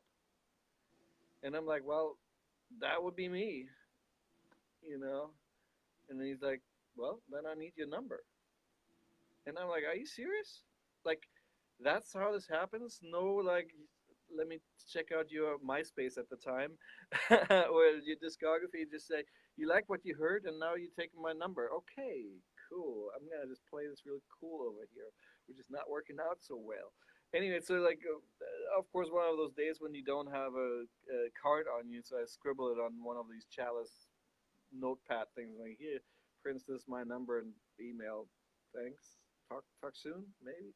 I don't know. I mean, it was pretty awkward. And then I went home later that night and told my wife, I was like, "Hey, I just met Prince, and you wouldn't believe he took my number." But I mean, nothing's gonna come from that. Of course not. I was like, not nothing, you know. And then 2 weeks later, his people called. He's like, "You want to record some stuff tonight?" Tonight? Yeah, that's. I mean, that's my whole life. It's like every single session is something like it has to happen tonight, like right away. It's never like booking or like let's meet or it's always like, "You want to do something? Okay, let's do it." And that's how it started. And I spent about a year with him, back and forth here in Paisley Park. And I mean, that's a person who also knows exactly what he wants. I mean, rumor has it that he writes the whole song in his head. And while I can't confirm that, it's certainly like every time he put his fingers on an instrument, like the part just came out. There was never such a thing as like, "Oh crap, I messed it up," or "I have to punch it in," or "This doesn't work. Let me see." Like it was just like, "Let's make the record." And the fastest, I think that there was at least one night when we did 3 songs from scratch in one night, recording and rough mixed it. And I'm like, yeah, I mean, I had nothing to do with that except for being able to keep up because I'm a good engineer. But I mean, that is a special man right there, was for that I matter. mean, we don't have to talk about the level of genius that is Prince. I mean, Yeah, that yeah. is even what Eric Clapton says his favorite guitar player in the world was Prince, you Oh, know? okay. And there's a lot of people that say the guitar solo in general was redefined by Prince. So I think we can all Yeah. agree that watching sheer genius is probably pretty amazing. It probably felt like a private concert. Um, on a smaller note, the exact same story happened to me, albeit a little different, is that my girlfriend Hannah, we're working on a release. You might have seen it today, but Yeah. that's not what I'm going to talk about. Um, we wanted to do a remix of one of her songs, and so we reached out to, via contact, a larger artist named Smo, Big Smo, and we brought him in, and he did a rap feature on our record, and then he left, and I mix, and I got it all. And I'd never really liked the original version that I had because the management had pushed it fast, and it was the first song I really mixed in the studio, and I didn't love it, and I've changed the monitor since then, and blah blah blah. Anyways, so this was my chance to revisit the mix, and so I was the producer and the mixer on it. So I had a chance. So I put a little extra into it because it's my sweetheart, and I wanted it to go well. And so I really kind of checked references and I tweaked a few things, and then we had it mastered. And I knew what I heard when I got the first master back, and I knew what he changed. So I did a little bit of that in the mix, and so when I got the new master back, it sounded even better, and we were all very happy with it. And I got a phone call from Smo, and he said, I want you to mix my next couple songs because I love the way the mix sounds that I was on the feature. And Yeah. so I think the lesson here for everybody watching is no matter where you're at in your career, I think the same thing happens. I think that the artists come in and they when they hear something they like, they're gonna hire you if they like what you're doing, no matter what level they are. I guess the higher level they are, it just empowers them more. These people make faster decisions and they know what they want. So that's Yeah. interesting. No, I could see that. That's It's a it's good. at every level, when people hear something better, I think they're going to take it. And I hate to say better because for someone like Prince, you're talking about a reference to a previous album that I'm not trying to touch because they were all great. But you know what I'm saying? That's funny. I mean, yeah, it's it's funny. I mean, something that I did not know was that at that very moment he was dissatisfied with what he was getting while he was making records. You know, and that could be 10,000 reasons for that. You know, it's nobody's particular fault. But he was looking for something. And remember when I said that earlier about Barry Bon Jovi? It's like that moment where you are connecting to somebody else and that person actually needs something. Oh my God, that is so seldom and so lucky. At the same time, if they don't need anybody, or if they just had finished the record and still love your stuff and nothing ever came out of it, it doesn't mean it's it's no use or anything like that. It means he still should do all these efforts that you're making, you know, because you just don't know. But this was this magic moment of like he liked something, he needed something. There's a gig. I mean, it is kind. I mean, when I look back at it, I'm like, that was like a little bit of a lightning strike of odd things happening at the same time. Because Grace. I'm pretty sure he didn't go to the studio and go like, oh, I'm looking for an engineer. I wonder if they have anything good there. Yeah, I mean, I don't think it was like that either. No, but he also didn't probably think that way. He Yeah, probably, as again, when you're talking about people who are at that level of talent and ability, they walk into a room and they're like, wow, this is the thing I've been missing. And I'm just going to go for it because you're talking about vibrating at a level of passion and inspiration. They're gonna take it. At least that's what I believe. yeah. So, No, okay, that's let's it. bring me to Ty. Oh, wait, no, actually, before I leave this, I want to ask you the same question because, again, this is really interesting. In watching Prince work, what is the lesson for young producers that you can cherry pick from Prince in the way Prince worked? Oh, if there was one, um, I thought two things were really interesting. One was he basically never doubled anything. Like every part was so carefully chosen that it just worked for the thing that he did. Now we did some electronic doubling, like the dual shift kind of situation, just for sonic difference. But there was no real doubling of like, let me just play the same thing again here, which is something I actually, I actually encourage people to double stuff because in the worst case I throw one side away. In the best case I have something a couple more panning options, right? But I noticed that I was like, that's okay. So everything is very concise. Every part is right there. Not much doubling, not much layering. Not like the same part with. Oh yeah, this is a big thing. Not much of the same part with a different instrument, or not like three pads that are sonically different but actually play the same chords. Because we get a lot of that right now, which is something that I learn that I teach people all the time. It's like when you get these Facebook posts, oh my God, I just got a 200 track mix, and I'm like, no, you didn't. It has 200 audio files. That's true, but like there is no musical thing in 3.5 minutes that has 200 tracks.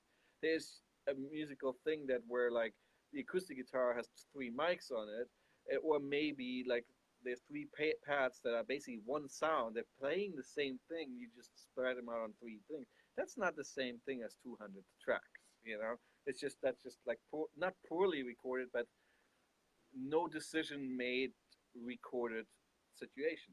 Now, I'm not saying there's not constantly tracks, songs that have 200 files. I get it, but the musical idea in those can be portrayed in much simpler ways, and I think that's something that Prince was especially good at. Like his songs were not big. Sorry, the songs were big, but the parts that they're made of were not big. That everything was very, very concise in that. And the other thing that I thought was awesome, we made this second album called MPL Sound. The whole thing is a double album. That's why this has two names: Lotus Flower, MPL Sound. And the MPL Sound one was something that. So the Lotus Flower album was something that had band, and it's pretty rocky. Like there's like a lot of kind of Jimi Hendrix style stuff on this. It's cool. And then the other album is only him. The drum machine, the original Linn drum that he did when Doves Cry on. I mean, that was also a moment where I touched a piece of gear. Like this actually has history. This is not just this is not an MPC like Dre's. This is Dre's MPC. Right. Like in that way. It was not Dre's MPC. No, I But understand. it was his Linn drum, right? Yeah, yeah, yeah. So we do the stuff. By the way, side note, I got to go to a party here in Nashville, and I got to touch the piano that Journey recorded. Streetlight People, I forget what it's called. Da-na-na, da-na-na. I walked in, and that was the piano. It had a velvet rope around it, and then naturally, I reached over and did the Ghostbusters. They hate that. I had to do that, But I touched the piano that Journey recorded "Don't Stop Believing" on, which was pretty So you never epic. stop believing. Thank you. I got the. Well, there is something about that to us. You know what I mean? There is something about that when we sit down and you see it and you're like, whoa, that's Chris Lord-Alge's main 1176. That's pretty cool. You know what I mean? It is cool. It is. Let's put it the other way. If that doesn't mean anything to you, then you're losing out on something. I'm not saying you're a terrible man or whatever, but like that is like you. The first time I walked into Paisley Park, I called a friend of mine, an engineer, and I was like, "You wouldn't believe where I stand right now." I mean, that's the Abbey Road of funk, if you wanted to say it like that. The Abbey Road of funk. That's perfect. I thought about that basically. I mean, anyway, but the other thing I wanted to say about that album is, and this is the thing that a producer tip could be, right? So he said actually at the very beginning, I want to make this album. It's going to be MPL sound. It's going to sound like an '80s album basically, and we're going to use the same drum machine on every single song. And then I was like, okay, that by itself is not that big of a deal. But then while we were mixing it, he's like, it was weird because I almost took it the wrong way. But he says like, why are you changing these sounds from song to song? And I'm like, well, on this one I think we need a little bit more bottom, and because the bass here and that. I mean, just like actual real mix decisions that I didn't want to or didn't need to defend, right? But he's like, no, the point here is that this whole thing, even though it's not live, it's supposed to be like one concert, top to the bottom. And you wouldn't change the drum sound in the middle of a concert. So why would you change the drum sound in between these songs? And he had a point. I'm not saying like everybody should start doing that. I'm just saying like that's a totally valid way of looking at it. So we did it all the same. But the beauty of that too, that I find is a little lost in current productions. It's like there's a lot of people who take a lot of effort of like, okay, I need to find the right kick, the right snare, the right sound, the right whatever. And he was not into that. He's like more like, no, the pattern, like the music, the actual music is way more important than what I play it with. And so I don't need 10 different kick drum sounds on 10 different songs. And the funny part to me is, and this producers these days, they're like, oh, I have 10,000 kick drum samples. I'm like, that's cool. That's actually, I think that's actually kind of cool. But the things that they actually come up with, like the record that actually comes out, this is not a diss, but it's more like an observation. They don't ever sound like, oh my God, do you believe this kick drum? Like they all kind of sound the same. It's almost, even though you had 10,000, you always end up with the same 20.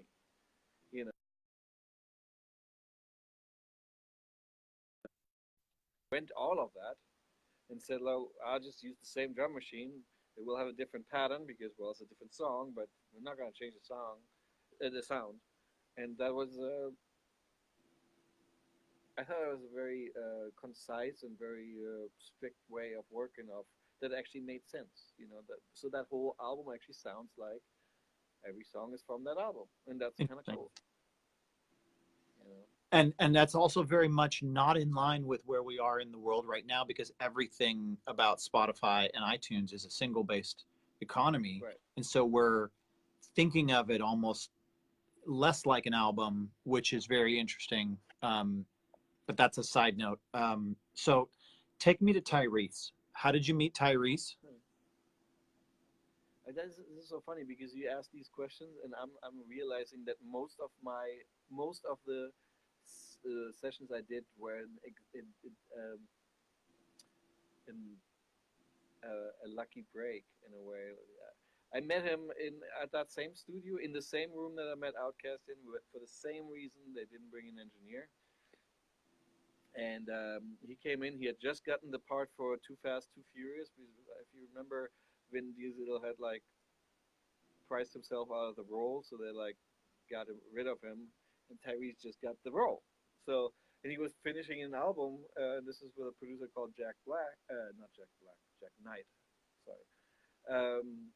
And same thing. And they came actually from Diddy's studio.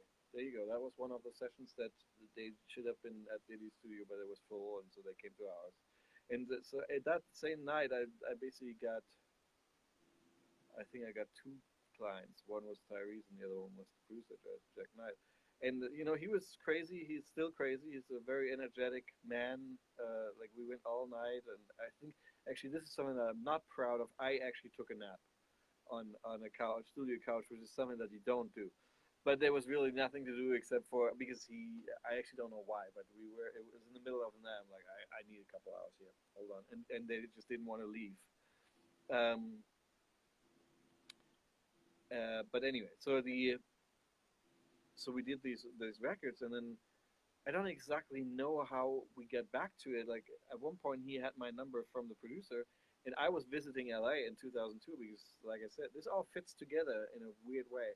It's like I need to make more rock records. I need to go to LA, so I visited to see if I like it. The odd thing was I do I do get sunburned very fast, and we drove around in a convertible, and I got sunburned in a convertible, not even at the beach. And so I told my wife, I'm not sure if this town is for me. Like, I'm just going to burn here. And this is a sign we should not come, which is why it took another 2 years to come, actually, and not that summer.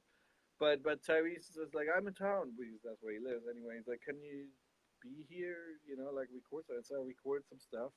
The same thing, like, I went with him to see the Underdogs, who produced a lot of records for him. And it just takes one person like that to like believe in you and go like we're vibing, we're doing something good. Here's the thing. I mean, I like to think I'm a very good engineer. Because I have some proof to that. Let's put it like that.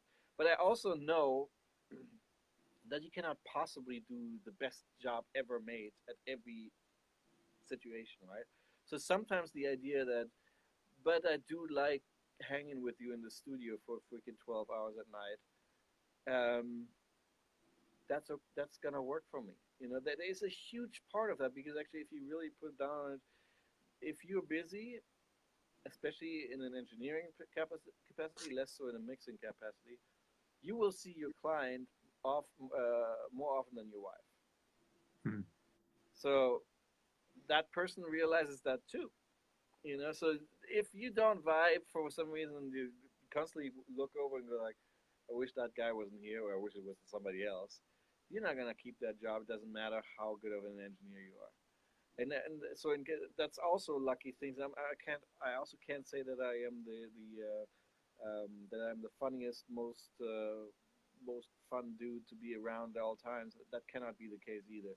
So it's like a little bit of a mixture of it, being proficient versus, and at the same time being the guy who a guy who basically can say to your client, or where the client always has this feeling, this guy's got me.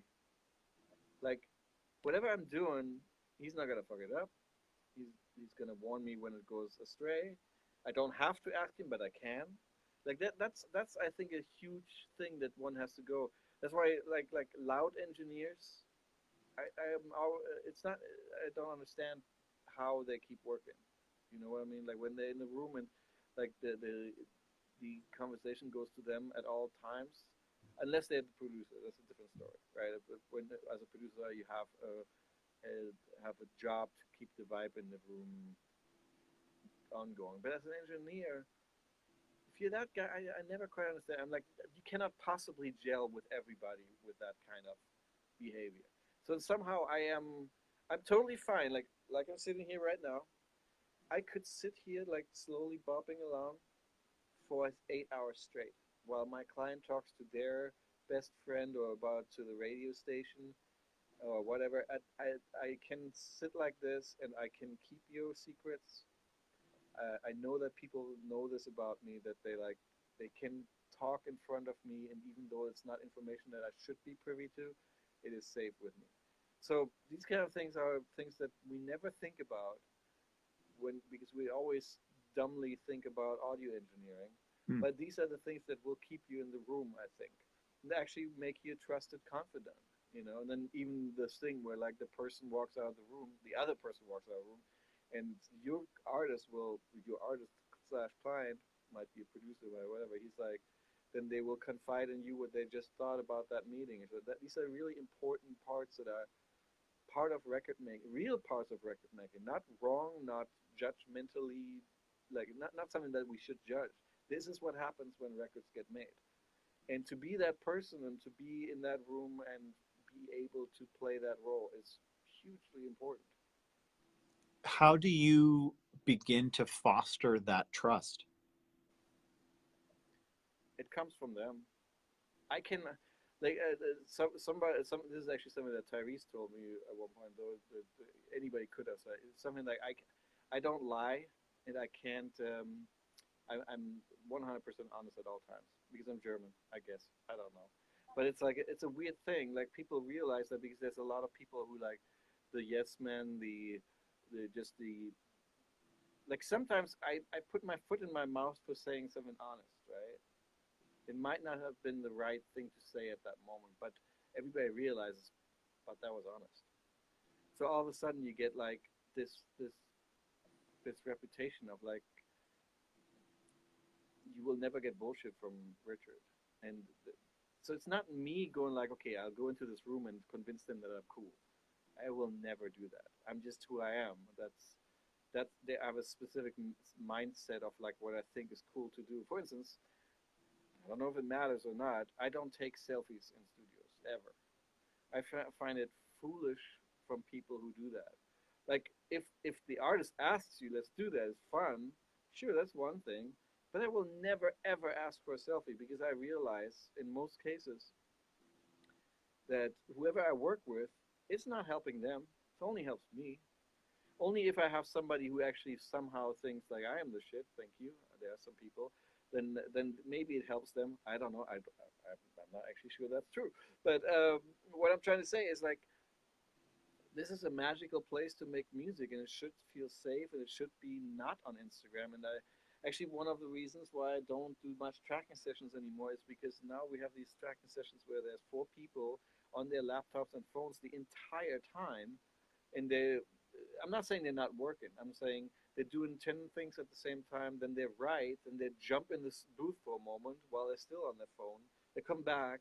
Like it's cool. It's totally do what you need to do, but I don't need to be there for that. Hmm. I need to make music, and I need to make. I would love to make the music that you wrote this way, but I'm not gonna be the guy who sits in the chair waiting for you to come up with the stuff while working on Facebook, Instagram, and YouTube at the same time as you're writing a thing. That's just a little. I don't know. I don't like that way. Call me a little bit old fashioned on that, but there was a time when basically you were supposed to look alert without disturbing at all times. Like you had everybody in the room was supposed to have the session under control in case shit goes down, without being pulling too much attention to themselves, except for the producer and the artist, because it's really their stage, you know. And now it's like I have sit here I've sat in my own meeting playing somebody a song who then 12 bars into the song starts looking at his Instagram. Now maybe the song was not that great, but but I'm just saying like like even if you think that shouldn't the point be like either say I don't like it or bop along a little bit and then say whatever you want later. But like we're all together. Like I miss that part most. Like everybody's here for a very specific purpose, which is the best records that we can make. Maybe have some good food while we can make where we can cut loose, and then we go home with the feeling we did the best record we made instead of I tended to my Instagram, which is fun too. But there's the time for all, you know. Yeah. I don't know how we got there, but that is part of this trust that I'm trying to get. Like when you're in the room with me, this thing will get done. I will never leave here before it's done, and I will not play like it's not as important as it should be. Well, and And you're not distracted. I mean, that's very clear. Is that if I'm the client, I'm the producer, and I come into your studio because you're going to mix my record, and you're checking your phone every 5 minutes, you're not focused, and you're not in the flow. yeah, And I see that, and I'm like, wow. So the job I'm paying you to do, you're not even here for. You're of two minds about, and I think people feel that. I mean, especially in this climate, in this generation, when someone is a true professional, I think that echoes and resounds outward. And so it's in every action you do. It's in the way you carry yourself. It's the way you speak to your clients. I mean, you said it's about truth, and it's also about secret keeping and being confidential when they're in your care. It's the fact that you're not looking to come up via social media by getting a selfie because you understand that this is a private moment for them. Jack Joseph Puig, when I was under his tutelage at Mix with the Master, said to me, he likes to pretend that he's the Wizard of Oz. Pay no attention to the man behind the curtain. That's sort of his persona.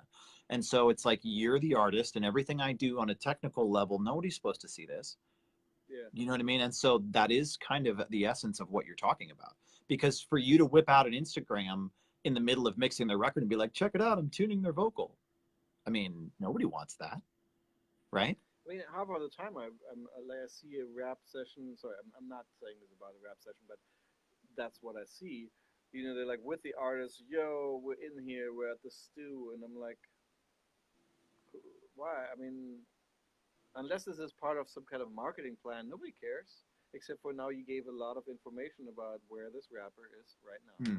And I and agree, it's much, much more strictly on a marketing thing. yeah, It's much, much, much better for the artist to tag you and be like, hey, I'm the artist and I'm going to do a broadcast that is essentially them publishing content. And then they tag you in it. And then you have access to their fan base anyways. But what are you really trying to do? So you're going to tag them in your Instagram, and you're going to try and market to your own fan base that you're doing big things. It's like the reverse of what you really want. And I say that on a exactly. strictly strategic level. Like if you're looking to get fans, you're not going to get them by bragging to your own fans. You're going to get them because the artist decided they wanted to give you a bump. Yeah, and that is totally cool. And then here's the thing: I'm not right or wrong about my position here. I know all of this happens all the time, and I know of people who's like, "Oh, we definitely need to get a selfie here." Okay, cool. Yeah. But that is a very very conscious decision about somebody who's in power, and it should come from the most more powerful person, which most of the time is the client. Most of the time, not all Yeah. of the time, but that person should say, you know what? Yeah, I want to be seen with you in your thing, and I also want to soft announce that there's an album coming soon, which is that has to be on their turf, not on mine. Like if I know of one incident at one point recently where somebody posted something and they posted away the title of the album which they were privy to. They weren't meaning badly anything like that, but they did, and then the management of the artist like, you just told my fan base that, I mean, somebody found your post, the title of the album. That is not part of our plan, and now it's out. And thanks, and that's how you lose a client. It was a very specific thing. It could have also like, oh, that's fun, cool, but you didn't know, and you messed it up. So just be careful, I suppose. But That's a good one. That's a good tip. That's a good tip because there's also a lot of clients that come into bigger studios like yours that may want you to sign an NDA, right? You can't violate that. yeah, that one doesn't happen that often Okay. because It doesn't happen that often. Actually, if somebody were to come here and ask me for an NDA, I mean, unless you're Beyonce, I would just go like, I'll sign it for you, but just know I'm a professional.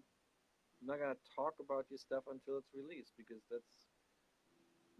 not smart, Yeah. because I want to keep working too, Well, Um, but we just left a culture in music where pre-release pirating was uh, like it happened a lot. I'm sorry, that blanked on the word I wanted, but like it was almost prolifically like well, leaking. engineers would like steal shit and then post it on the internet and like leak.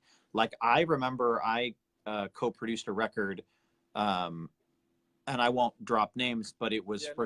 it was for someone on No Limit Records, and the producer basically had me come in under the guise of working an audition, and he was like, make a beat, and so I made the beat, and then they sold the beat, and I know they did because I know some things that I'm not going to say, but they sold the beat to this artist on New No Limit Records, and then I was like, dude, you owe me a co-production credit at the very least because you did not have my permission, and you can't credit me as additional keyboards. Like I made this beat, and Yeah. so that other engineer, in a way to avoid it, leaked the track to WorldStar, and Oh, crazy. because now once it was leaked, they were never going to release it, right? So like and this was 10 years ago when this kind of thing happened more often. So these things used to happen, and in doing so, I think it changed the culture of it. But I really do think we're kind of past that. I don't see things leaking as much as often, unless it's like a Beyonce record where, if you were able to leak a Beyonce record, a lot of people would see you as a hero. But that's also why I think Beyonce doesn't talk about her record. She just drops them when she's ready. Like I remember when Lemonade dropped, it was a shock. It was like, Yeah. whoa, and for that reason, because I think there was a few years in there where things were just getting leaked. Okay, so Yeah. my stories aside, we got about 7, 8 minutes left in our broadcast here. And I want to say, first off, it's been amazing listening to you. So, in our closing segment here, what can you tell the mixers and the producers coming up and the artists as well? What's working right now? What strategies are truly working that you're seeing that you can kind of glean from your clients going into 2019 summer, going into 2020? What is working? It's a very good question. I mean, from a business point of view, I think it is more important than ever to be involved in artists' life at all levels. Meaning making a big making something with a big artist that's already out, of course, but at the same time leave space in there for somebody who is just coming up. I mean, you should check out the music, of course. I'm not saying you should just take every gig, but I'm saying there's something really odd when you have artists. If I say, "Oh, I work with Prince," cool, yeah, but at the same time, he's not the newest, freshest artist, right?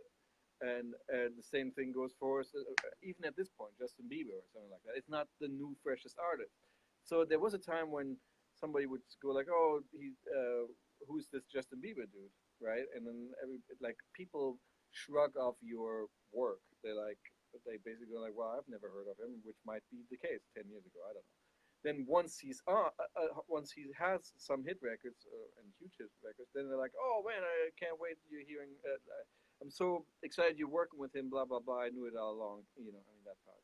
And then like later comes this point. Oh yeah, you were still working with Justin Bieber. Basically, like, oh, what has he done lately? Which is a terrible thing. And I'm only using Justin Bieber's name, who I actually like a lot, because he's a very very prominent artist. Not because I actually think that, right? So, but that's the important part. Is like, of course, if I mention any name right now that you haven't heard, or even my other friends haven't heard, then it looks like I'm not working on anything cool. But that's far from the truth, right? I have already screened that as in this is worthwhile material.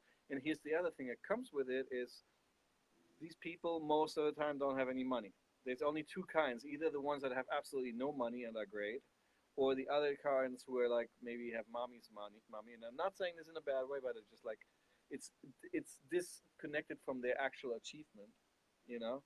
And there might be what you might call that a vanity project, or maybe it's just a well-funded personal project. That's fine, but of course they don't have the rates that like a major label or a charting artist would have. So now the easy part is like you can say, I could say like I am at this specific level at which I'm charging X amount of dollar, and if you don't fit into that mold, then I'm not working with you. I think that's very, very short-sighted because the next person might or might not be the next big thing. That doesn't even mean that every single thing has to become a hit. I'm just saying the next thing, remember what I said earlier, every project that comes to your doorstep, if you're putting out a specific positive energy, has a person in there that will be important in your life or at least is a good connect, you know? And so I'm trying to find ways to get myself involved in other projects that would just by the dollar amount or just by the prestige amount not be worth my time, but by the future building amount plus the just simple like you want to stay fresh amount um, are totally worth your time, you know. And I just did something.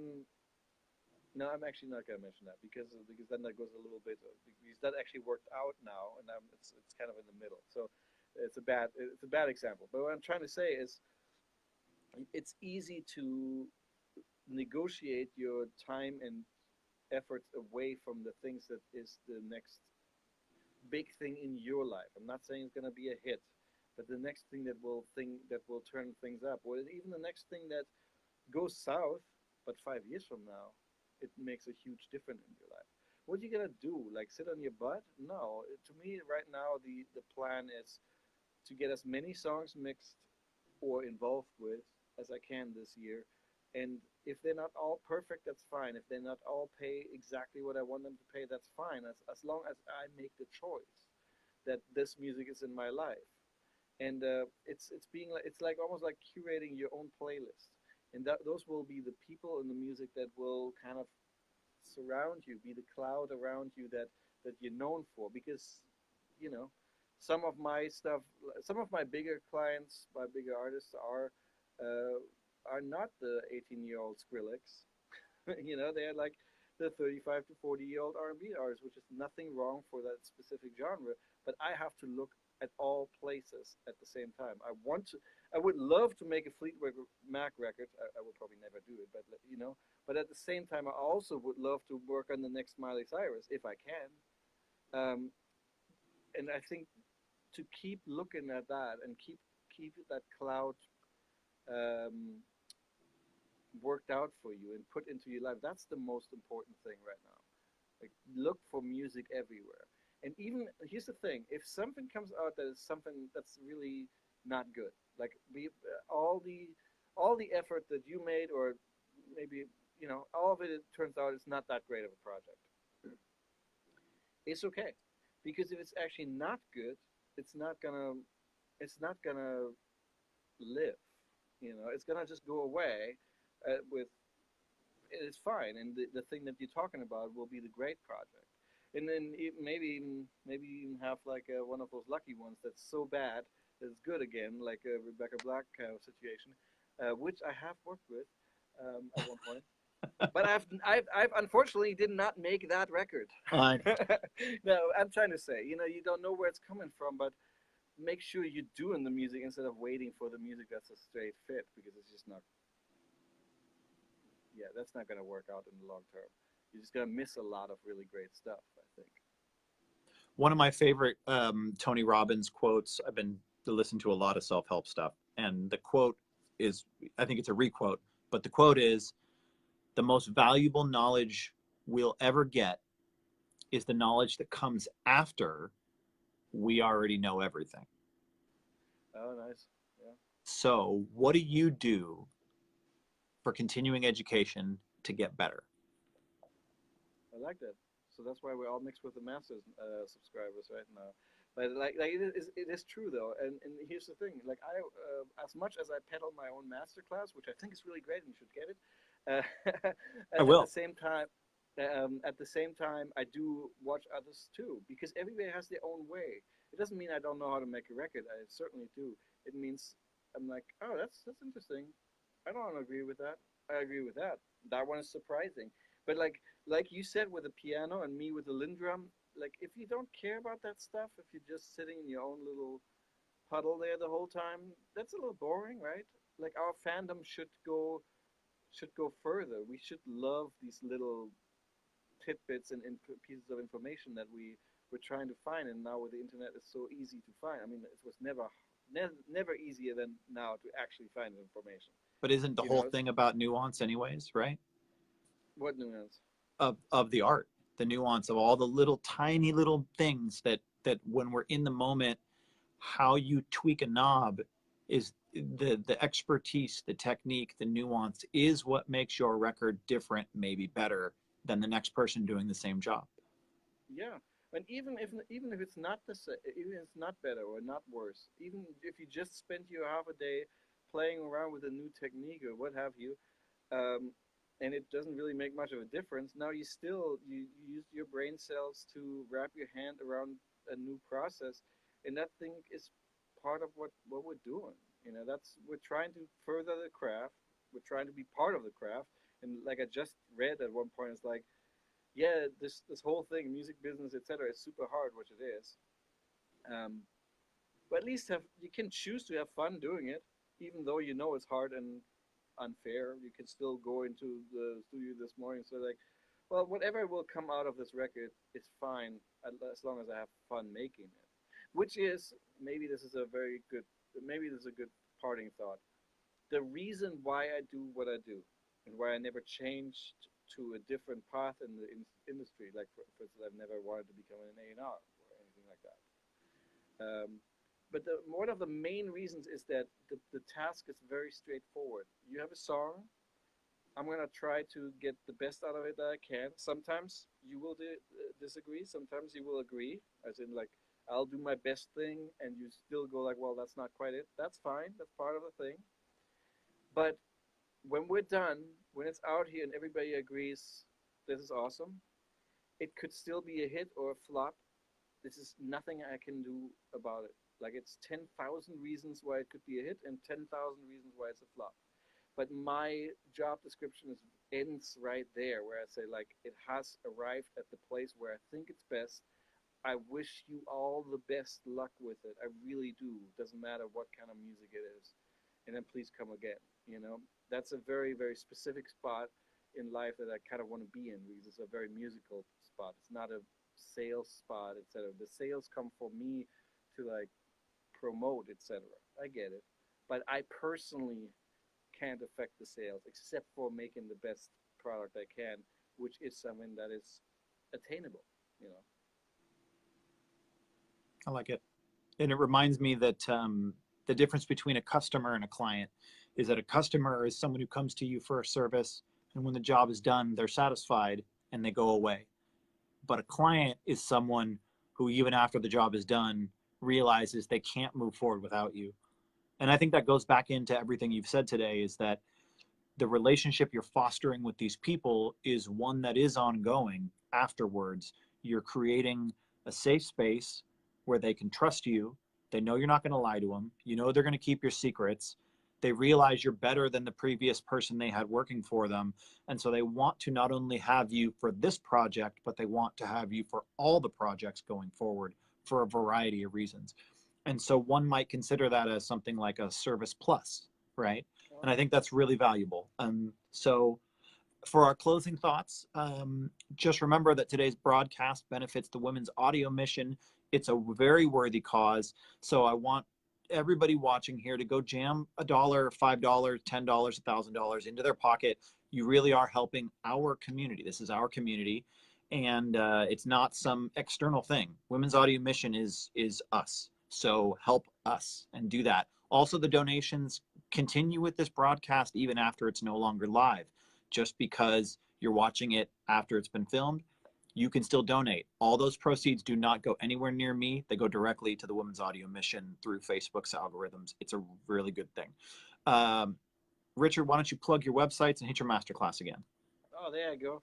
So my website, richardfurch.com, FURCH. The masterclass has a tab on there, but the direct is just richardfurch.com/masterclass, trying to make it super, super sweet and easy. There's also emixing.com, which currently links to the same thing, but will soon become something more interesting. But you will see that online when that happens. And above all, I'm trying to teach. I'm trying to make music. I'm trying to be part of this community. And I thank you so much for hanging out here It's with my us. pleasure. Absolutely. I hope Thank it was you fun. for joining me here. You know, and I'm trying to bring a different type of knowledge to our people here. You know, I think equalizers and compressors and which reverb you pick is really important, and there's room for that. But I also think there's lessons beyond that that only come an hour and 45 minutes into a discussion with someone like Right. you, where you finally start going, oh, you know what? I just thought of this. And I think we had a couple of those based on the people that were watching. So for Right. everybody watching, thank you so much for joining us. Once again, I am Dr. Ford, and this is my good friend, Richard FURCH. Rich, beers are on me next time I'm in LA. I'll be there in late May. And stay tuned for episode 6. Thank you all, and have a wonderful weekend. All right. Later, Rich. Bye.